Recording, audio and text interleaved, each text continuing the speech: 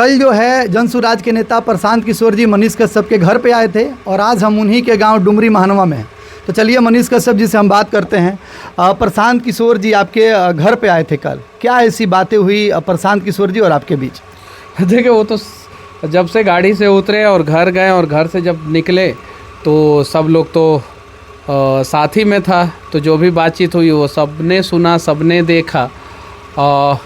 प्रशांत किशोर जी अपने व्यस्त शेड्यूल में जो है टाइम निकाल के आए थे और मम्मी ने खाना पूछा, मेरी माँ ने खाना पूछा तो प्रशांत किशोर जी बोले कि अगली बार आएंगे तो खाना खाएंगे, क्योंकि इस बार जो है अपना एक कार्यक्रम था, एक नहीं कल जो है 3-3, 4-4 कार्यक्रम था उनका, तो इसलिए निकलना ज़रूरी था। तो आए, समय बिताएं कुछ और उसके बाद से फिर हम लोग निकल गए अगले कार्यक्रम के लिए। 2 दिनों से आप और प्रशांत किशोर जी एक साथ थे, जिसमें आप लोगों का 2-3 रैली भी एक साथ हुआ। इन 2 दिनों के बीच में बिहार बदलने की किस तरीके की बातें हुई हैं? देखिए, हम लोग तो पिछले 1.5 महीना से जो है एक दूसरे के साथ हैं, बातचीत और बहुत सारा चीज़ें, और जब भी हम लोग बातचीत करते हैं तो उनके अंदर बस एक ही चीज़ है कि चाहे जो भी हो जाए हमें किसी भी हाल में बिहार बदलना है। और वो अपने भाषणों से भी कहते हैं कि मैं बिहार के गांव में पैदा हुआ और वहाँ से संघर्ष करके जो है इतने बड़े मुकाम को हासिल किया, पैसे भी कमाया, सब कुछ और सारा कुछ ला के जो है बिहार बदलने के लिए लगा चुका हूँ। तो जिस प्रकार से प्रशांत किशोर जी एक छोटे से गांव में पैदा होके जो है संघर्ष करके, वैसे ही हम लोग भी एक छोटे से गांव में ही पैदा हुए हैं। पीछे जो है मेरा घर दिखाई दे रहा है, आगे जो है सामने नदी है, और यहाँ से संघर्ष करके हम लोग जो है आगे बढ़ रहे हैं। और ऐसा संघर्ष करने वाले बिहार में 90% लोग हैं।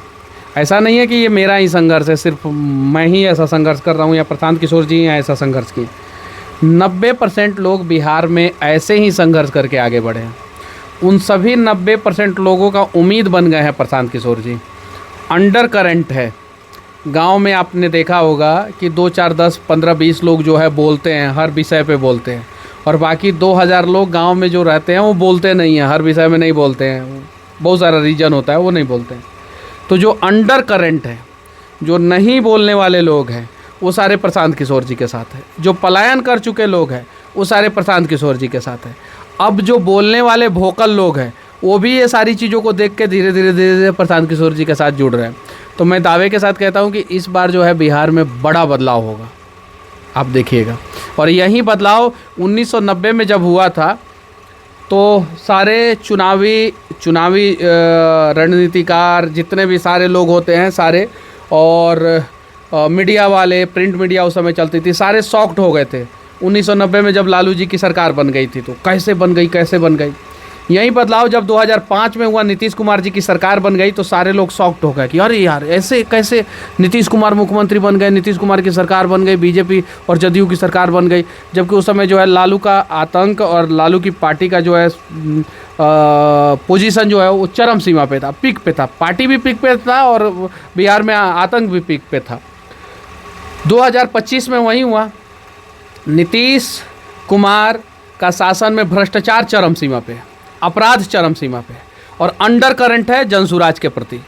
और वहीं हम लोग जनसुराज के लोग जो है मिलके जो है बिहार बदलेंगे, बिहार के लोगों के साथ मिलके बदलेंगे। बहुत सारे लोग हैं जो समझ नहीं पा रहे हैं कि 5 साल में जनसुराज आएगी तो कौन कौन सा काम करेगी कि बिहार बदल जाएगा।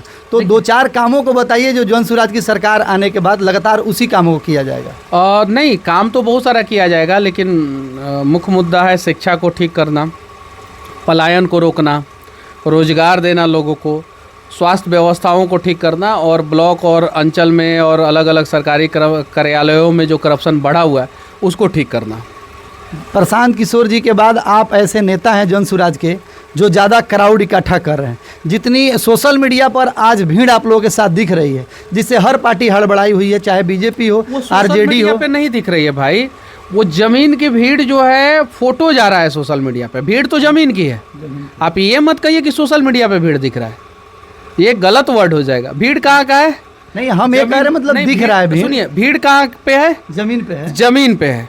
तो ये कहिए कि जमीन पे जो भीड़ दिख रहा है, क्राउड दिख रहा है, जो लोगों का उम्मीद दिख रहा है, वो जो है बड़ा बदलाव करेगा, ये कहिए। आप ही के क्षेत्र के नेता हैं जो कल एक पोस्ट किए हैं, संजय जायसवाल जी, कि प्रशांत किशोर जी चंपारण में आए और उनकी मनोकामना पूर्ण हो गई। कोई गाड़ी पकड़ी गई है बोलोरो जिसपे जनसुराज का लोगो पीछे लगा है और शायद शराब का कुछ ऐसा उसमें दिखा। मनोकामना पूर्ण होगी, संजय जायसवाल जी बोल दिए हैं, तो प्रशांत किशोर जी का, मनीष कश्यप का और जनसुराज के सभी कार्यकर्ताओं का और बिहार के लोगों का मनोकामना जरूर पूर्ण होगा और 2025 में जनसुराज की सरकार बनेगी। वो तो बोल ही दिए हैं कि मनोकामना पूर्ण हो गई, और भी मनोकामना बाकी है वो भी पूर्ण हो जाएगा, चुनाव के बाद वो सारा पूर्ण हो जाएगा। आपके क्षेत्र के लोग जब हॉस्पिटल में जाना रहता है तो पटना कम लेकिन गोरखपुर ज़्यादा जाते हैं। कोई भी बीमारी हुआ, हड्डी की बीमारी हुई, कमर में दर्द हुआ, हार्ट का प्रॉब्लम हुआ, गोरखपुर। ऐसी कौन सी व्यवस्था आप करवाएंगे अगर चनपटिया के विधायक बनते हैं कि आपके यहाँ के लोग गोरखपुर ना जाकर बिहार में इलाज कराएं? देखिए, मल्टी सुपर स्पेशलिस्ट अस्पताल की बात मैं 2020 में किया था। अगर 2020 में मुझे मौका मिल गया होता, विधानसभा का चुनाव जब मैं लड़ा था, तो अभी तक वो बन के तैयार हो गया रहता। मैंने बात किया था, मेरा घोषणा पत्र स्टाम्प पेपर पे लिख के जारी हुआ था निर्दलीय जब मैं चुनाव लड़ा था। तो मल्टी सुपर स्पेशलिस्ट अस्पताल जो है चनपटिया में, मैं अपने विधानसभा क्षेत्र में एक ज़रूर बनवाऊँगा, ज़रूर। और जनसुराज का टारगेट रहेगा कि वहाँ के जितने भी विधायक जीत के आए, सारे विधायक जो है अपने अपने विधानसभा में कम से कम एक मल्टी सुपर स्पेशलिस्ट अस्पताल जो है अपने पर्सनल एफर्ट से, एक होता है पार्टी का एफर्ट, पार्टी का एफर्ट रहेगा, जितने भी सरकारी अस्पताल है, जितने भी अंचल ब्लॉक लेवल के अस्पताल है, सारे को दुरुस्त करना, लेकिन पर्सनल एफर्ट भी तो विधायक का होना चाहिए। तो उस पर्सनल एफर्ट से जो है कम से कम हर विधानसभा में एक मल्टी सुपर स्पेशलिस्ट हॉस्पिटल जो है बनना चाहिए, एक नेतरहाट टाइप का स्कूल जो है वो बनना चाहिए। पर्सनल एफर्ट भी जो है विधायक को लगाना पड़ेगा। तो ये मतलब कि रहेगा कि यहाँ पे जो है एक मल्टी सुपर स्पेशलिस्ट हॉस्पिटल हो जिसमें लोग जो है आसानी से जो है इलाज करा सकें। जो लोग प्लान करके बाहर रहते हैं उन लोगों की उम्मीद सबसे ज़्यादा जनसुराज पे ही है। हम लोग भी बात करते हैं तो लोग कहते हैं कि नहीं भैया, हमें अपने बच्चों के भविष्य के लिए जनसुराज को ही चुनना है। क्या जनसुराज अगर सरकार बनाती है तो उनका जो विश्वास है, उनके विश्वास पर पूरा खरा उतरेगी? एकदम बिल्कुल। और मैं क्लियर कर देना चाहता हूँ कि 50 to 75% पलायन तो हम लोग जो है 5 साल में रोक देंगे। 50% से लेके 75% पलायन जो है 5 साल में रोक देंगे, किसी भी हाल में। और प्रयास करेंगे अगले 5 साल में फिर से कि 100% पलायन, मजबूरी में कोई पलायन ना करे। अब जैसे किसी का रेलवे में नौकरी लग जाए, किसी का बढ़िया कंपनी में नौकरी लग जाए, बड़े पद पे जाए, तो पलायन कर ही रहा है, लेकिन वो स्वेच्छा से कर रहा है।